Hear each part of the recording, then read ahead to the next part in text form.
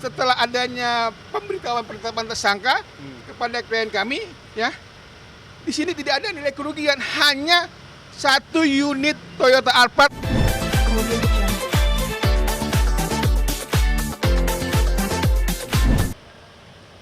Di mana sebentar? Kantor Elsa Sarif. Nih di kantor di mana dia melakukan press con pada hari Kamis tanggal 14 ya bulan 7 tahun 2022 ya, di mana disebutkan ya, di sini ada media yang memang kami coba sampaikan ya, bahwa ya artis Jessica Iskandar menjadi korban penipuan perusahaan rental mobil mewah di Bali. Nih yang dia sampaikan ini pada saat itu. Nah, makanya kita bertanya juga ini ya, terkait peristiwanya ini. Wajar kita bertanya juga, karena pada saat itu juga ya kan, dimana di sini kan bermula tahun 2020, mungkin teman-teman juga pernah melihat preskonnya itu ya, ketika Jessica Iskandar itu pindah ke Bali. Dia kan pindah ke Bali pada saat itu, ya kan, pindah ke Bali dan ditawarkan endorse mobil ya, kerjasama dengan Trip ID ya, dengan skema Trip ID memberikan pinjaman ya mobil Alphard selama 1 minggu dengan imbalan promosi Trip ID di Instagram dengan kontak personnya pada saat itu Ibu Claudia. Ini mungkin teman-teman pernah melihat atau bagaimana kan itu ya kronologisnya pada saat mereka melakukan press con itu ya. Nah, di mana CSB dan JI membicarakan kerjasama bisnis tuh, yaitu JI menitip mobil pribadi Alphard dengan plat nomor B73DR untuk disewakan melalui perusahaan Trip ID. Ini. Oke Bang, kalau misalnya Jessica sampai sekarang belum ditetapkan menjadi korban dan masih jadi saksi, kapan pemanggilan, mungkin akankah ada pemanggilan dari pengadilan ya, terhadap Jessica? terkait nanti pemanggilan Jessica untuk dimintain keterangan atau nanti untuk di persidangan sebagai saksi, ya kita minta segera kalau bisa. Oke. Karena selama ini kan sebagai pelapornya ini kan bukan Jessica, Yes. hanya si Jatmiko. Septio Jatmiko ini loh.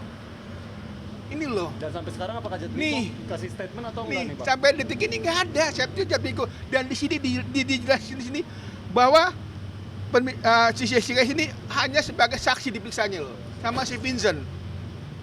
Nih, makanya kita pertanyakan juga nanti ini keberadaan Jessica ini nanti di dalam ini bagaimana ya. Kalau dia nanti ibaratnya dia sebagai saksi, saksi. Bukan dia sebagai korban.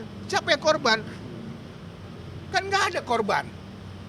Kalau memang merasa korban, dia harusnya melapor dong. Nah, Bukannya kalau misalnya Jessica nggak jadi korban nih dan dia udah pernah melakukan konferensi pers terhadap kepada publik bahwa dia mengalami kerugian dan dia menjadi korban atas penipuan ini, apakah nanti dari pihak CSB akan menuntut kembali Jessica atau seperti apa? Oh ya, udah pasti. Karena dia membuat keterangan palsu, ya. Di mana dia menyampaikan terkait penyampaian dia pada saat dia melakukan press con, ya. Pada tanggal 14 bulan 7 tahun 2022 ya, di daerah kawasan Menteng, Jakarta Pusat. Nah, ini kita pertanyakan maksud daripada press con-nya itu. Ya. Kalau memang dia menjadi korban yang mana? Sedangkan pelapornya siapa? Ini kita pertanyakan, dan pelapornya itu si saudara Septio Jatmiko, ini kan sudah diputus kuasanya.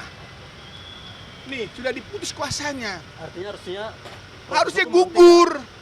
Ya, Nggak usah dilanjut gitu loh. Oke. Ini kok masih dilanjut? Aneh saya dengernya. Ngeri. Artinya langkah hukum yang akan diambil oleh CSB sendiri ini akan Nah, melapor balik Jessica. Makanya untuk saat ini, karena proses persidangan masih kita jalanin, masih kita ikutin, makanya kita masih menunggu nih tahapan-tahapan berikutnya nih apa nih penyampaiannya nih ke depannya. Ya, supaya apa? Supaya kasus yang memang sekarang sedang viral ya di media massa ataupun di masyarakat semuanya, supaya menjadi terang benderang.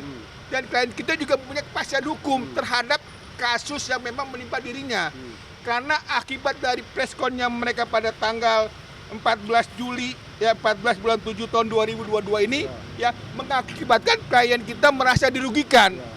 Baik dalam segi nama baiknya maupun dalam segi bisnisnya gitu loh. Waktu itu kan sempat Jessica berkor-kor bahwa dia mengalami kerugian sampai balasan miliar. Nah, ini mana buktinya? Nah, sedangkan dengan pembuktian yang ada itu seperti apa, Bang? Nah ini buktinya mana? Nih, ini terakhir yang kita terima dari Polda Metro Jaya ya terkait masalah kerugian, ya di sini ya mengenai, coba satu lagi, maaf rekan topik, ya di sini ya setelah adanya pemberitahuan penetapan tersangka kepada klien kami, ya di sini tidak ada nilai kerugian, hanya 1 unit Toyota Alphard nomor B73DR tahun 2018. Dan ingat ya, di situ pelapornya adalah si saudara Septio Jatmiko Prabowo Putra Esa, yang sampai saat ini ya itu udah diminta keterangan nggak sih, gitu loh. Saya tanyakan juga deh, pernah di BAP nggak sih itu dia? Kalau pernah di BAP tanggung jawab dong BAP-nya, jangan diem. Nah ini jadi bingung gitu loh. Dan yang menjadi pertanyaan, jadi kenapa kisru sampai prosesnya bergulir sampai sekarang? Nah ini kita nggak tahu, ya kan? Apakah di sini ada oknum-oknum ya yang memang memanfaatkan ya keadaan ini atau bagaimana? Ya makanya kita minta pihak kepolisian ya kepada Bapak Kapolri khususnya ya, dan juga kepada Bapak Irwasum ya, Bapak Wasidik segala macam, tolong lihat kasus ini ya supaya terang benderang.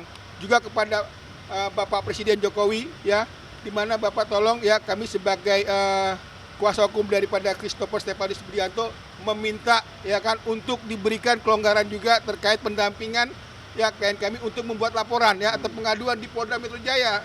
Karena kenapa? Setiap orang itu sama kedudukannya di mata hukum gitu loh. Dia bisa melaporkan, kenapa kami nggak bisa, klien kami? Kan lucu. Kok dihambat-hambat, ada apa ini? Pertanyaannya ini kenapa gitu loh. Karena jangan sampai ini keadilan ini nggak ada ya di muka bumi. Ini kita pertanyakan. Harusnya itu keadilan itu harus ditegakkan setegak-tegaknya. Gitu loh. Ini nggak ada sama sekali. Ini kita minta sekali lagi keadilan untuk kepastian hukum dari klien kami yang bernama Christopher Stefanus Budianto. Closing statement, Bang.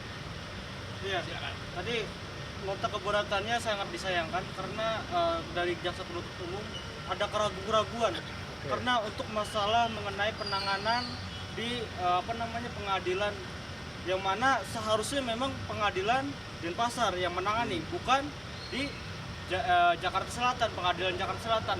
Tetapi nota keberatannya tadi dia mengungkapkan, jaksa penuntut umum mengungkapkan bahwa apakah pada saat di wilayah Jakarta Selatan itu terjadinya tindak pidana atau tidak, itu nanti saksi-saksi lah yang nanti memberikan keterangan. Ini kan ada keraguan-keraguan nih. Ada keraguan-keraguan. Saksi-saksi ini siapa? Saya nggak tahu siapa yang akan diajukan oleh jaksa penuntut umum ini yang bisa menguatkan atau ini kan bahwa telah terjadinya tindak pidana di Jakarta Selatan itu sangat merugikan bagi kami karena jelas di situ bahwa perjanjian tersebut ada di Jakarta Selatan, perjanjiannya saja. Contohnya seperti kita beli mobil, oke, kita beli mobil di Jakarta Selatan, tetapi kita bawa ke Bali, terus kecelakaan di Bali, berarti apa? Kejadian itu di Bali, ya kan? Berarti apa? Pengadilan itu di Bali. Jangan sampai kita beli mobil di Jakarta Selatan, terus kecelakaan di Bali, ternyata Jakarta Selatan yang ini. Dan itu sangat disayangkan. Itu yang saya soroti tadi mengenai keadilan yang mengakuainan mengadili dari. Artinya bisa ditegaskan bahwa untuk kasus ini terjadi beberapa kekeliruan dan ketidakadilan ya. Betul, terjadi kekeliruan. Kembali saya juga menyampaikan terkait tanggapan dari jaksa penuntut umum ya mengenai eksepsi kita atau nota keberatan kita ya, kita mempertanyakan juga terkait saksi-saksi itu. Ya kan? Karena kenapa? Di dakwaan mereka sudah jelas ini. Mereka juga menyampaikan juga mana tadi dakwaannya. Ya. Nih. Ya, di sini dibilang kan ada saudara siapa di sini? Ya, Musliati, ada saudara Komang Suardike. Ini kan berarti mereka ada di mana ini? Ya, di Bali. Kalau memang ada, ya buktikan aja deh yang sebelum umum. Karena yang punya yang punya perjanjian sewa menyewa itu hanya si pihak Jessica. Nah, Jessica kalau memang dia sebagai pelapor, dia yang buktiin dong. Tapi pelapornya sekarang siapa? Bukan si Jessica, tapi si Septio Jatmiko sesuai sama laporan dia di Polda Metro Jaya ini loh. Ya, di mana hanya 1 unit mobil. Ya, dan di sini juga penyampaian dari Polda Metro Jaya ke Kejaksaan Negeri DKI Jakarta di sini hanya pasalnya yaitu pasal 372 ya, bukan pasal yang lain ya, hanya satu pasal. Nah ini juga makanya kita sampaikan juga di dakwaan itu loh. Terkait kenapa jaksa di sini ragu-ragu untuk menetapkan pasal ya kan, yang mana sudah dijelaskan di sini dari Polda Metro Jaya. Polda Metro Jaya hanya satu pasal yaitu pasal 372 KUHP. Itu aja intinya. Oke. Untuk harapannya, untuk agenda selanjutnya apa Bang? Ya, nah terkait nanti untuk agenda selanjutnya ya adalah putusan selah ya hari Kamis tanggal 29 Februari 2024 ya. Nah, terkait nanti putusan selahnya dari Majelis Hakim Pengadilan Negeri Jakarta Selatan ya, kami kembali lagi memohon ya kepada Majelis Hakim yang mengadili, yang memeriksa perkara ini ya, tolong dibukakan mata hatinya, tolong dibukakan hati nuraninya terkait klien kami, karena klien kami di sini adalah korban daripada perjanjian sewa menyewa yang dilakukan oleh saudara Jessica Iskandar kepada klien kami yang bernama Vincent, saudara kami yang bernama Christopher Stefanus Budianto. Ya, ini kami sayangkan. Ya, makanya kembali lagi karena ini perjanjian sewa menyewa, harusnya ini masuk ke ranah keperdataan, bukan pidana. Nah, kalau sampai ke ranah pidana ini aneh gitu loh. Kayak apa ya? Kayak ada dipaksakan gitu loh terkait kasusnya ini. Kenapa gitu loh? Udah jelas-jelas di situ bunyinya apa? Nih, perjanjian sewa menyewa, that's it, udah. Berarti larinya kemana? Perdata, bos. Bukan pidana. Terkait kerugian siapa yang rugi? Kan dia sebagai saksi, bukan sebagai pelapor. Pelapornya siapa? Nih, Siap Tio. Ini udah jelas. Kenapa dari pelapor Nih. itu timbul kerugian nggak sih? Nih, siapa dia di sini? Dia hanya sebagai saksi Jessica Iskandar nih sama si Vincent dan yang lainnya. Ini lucu. Ya, nah makanya kami meminta lagi ya kepada Majelis Hakim yang bersidang dan mengadili perkara dari klien kami Christopher Stefanus Budianto untuk dibukakan kembali mata hatinya, untuk dibukakan kembali mata batinnya supaya kasus ini terang benderang. Dan memang terkait urusan ini ya kami minta untuk ya tegakkan keadilan kepada klien kami supaya klien kami juga mempunyai kepastian hukum, karena awalnya ini ya terjadi adanya suatu perjanjian sewa menyewa mobil. Harapan sendiri dari nanti keputusan Majelis Hakim itu sendiri apa Pak? Ya, harapannya ya kembali lagi nih ya, eksepsi kami diterima, nota keberatan kami diterima gitu loh. Ya, karena kenapa? Sudah jelas ya, mana tadi yang eksepsi itu. Sudah jelas di sini kami meminta nota keberatan ini, eksepsi kami di sini adalah pertama ya, kami meminta ya kalau memang nanti Majelis Hakim menerima eksepsi kami ya, makanya kami meminta di sini menerima dan mengabulkan segala eksepsi atau keberatan dari terdakwa ya Christopher Stefanus Budianto alias Stephen, anak dari Robi Budianto, untuk seluruhnya ya. Itu kita minta nanti menerima dan mengabulkan ya segala eksepsi kita di sini. Kedua, menyatakan kembali lagi ya, surat dakwaan jaksa penuntut umum tidak cermat ya, tidak jelas dan tidak lengkap ya. Oleh karena itu dakwaan dari jaksa penuntut umum tidak dapat diterima alias obscure liber ya.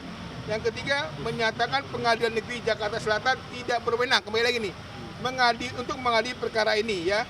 Dan keempat, menyatakan surat dakwaan jaksa penuntut umum nomor PDM 24 garing Jakarta Selatan garing IO garing .2 garing 01 garing 2024 batal demi hukum ya. Kelima, memerintahkan jaksa penuntut umum untuk mengeluarkan terdakwa dari tahanan ya, karena memulihkan hak terdakwa dalam harkat dan martabatnya yang telah tercemar oleh adanya penuntutan jaksa penuntut umum. Dan terakhir, ketujuh, membebankan biaya perkara kepada negara. Itulah yang kita minta nantinya terkait penyampaian kita ya.